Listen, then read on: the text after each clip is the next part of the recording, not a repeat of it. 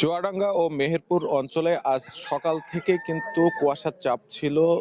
স্বস্তির বিষয় হচ্ছে বেলা বাড়ার সাথে সাথে রোদের দেখা মিললেও তা কিন্তু উত্তাপ ছড়াচ্ছে না।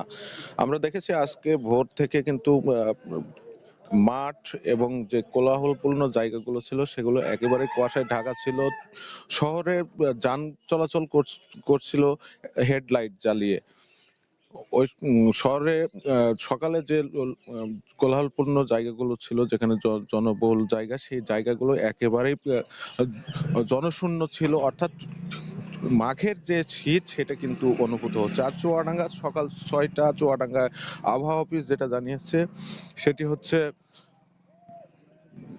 চুয়াডাঙ্গা আবহাওয়া অফিস সকাল 6টায় যে তাপমাত্রা রেকর্ড করেছে সেটি হচ্ছে আহ 9.7 ডিগ্রি সেলসিয়াস, কিন্তু সেটা সকাল 9টায় আরো কমে গেছে, অর্থাৎ হ্রাস পেয়েছে।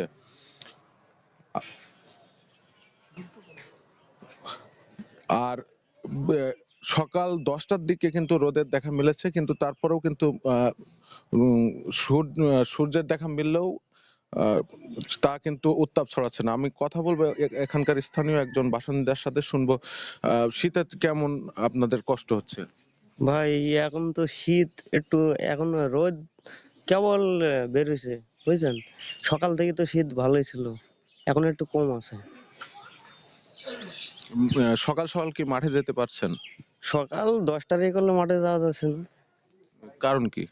কারণ শীতের কারণে মানুষ তো উঠতে পারছে না, সকালবেলায় কুয়াশার চাপ বেশি, বুঝছেন।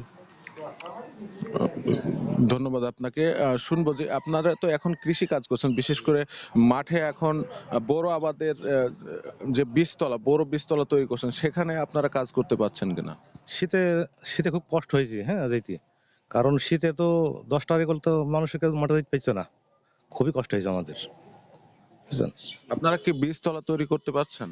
বীজ চালার সমস্যা হয়েছে তৈরি করা, কারণ শীতে তো সব জিনিসই এখন কষ্ট, বুঝছেন। কারণ শীত হইলে পরে এখন মনে করেন খেতার বাড়ি থেকে উঠতে পাইছে না।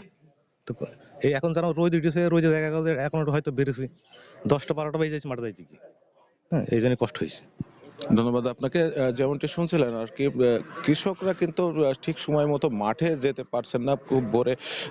এক্ষেত্রে কিন্তু ধানের যে বীজতলা তৈরি করছেন তারা সেটি কিন্তু চরমভাবে ব্যাহত হচ্ছে।